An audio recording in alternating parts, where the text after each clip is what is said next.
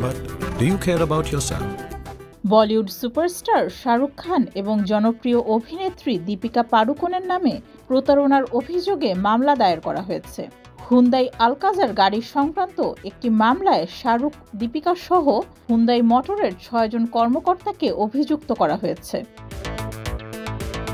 এই অভিযোগটি করেছেন একজন আইনজীবী। তিনি ২০২২ সালে একটি গাড়ি কেনেন।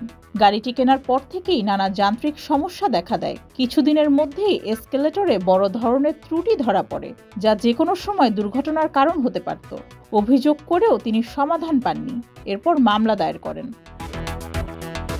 কিন্তু শাহরুখ ও দীপিকার নাম কেন মামলায় জড়িয়েছে?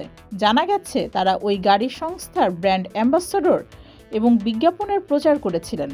সে কারণেই মূলত শাহরুখ ও দীপিকার নামে মামলা করা হয়েছে।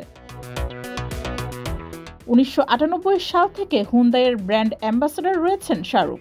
অন্যদিকে দীপিকা ২০২৩ সালে হুন্দাইয়ের ব্র্যান্ড অ্যাম্বাসাডর হিসেবে যুক্ত হন। তবে মামলা নিয়ে এখনও শাহরুখ বা দীপিকার পক্ষ থেকে কোনো প্রতিক্রিয়া পাওয়া যায়নি।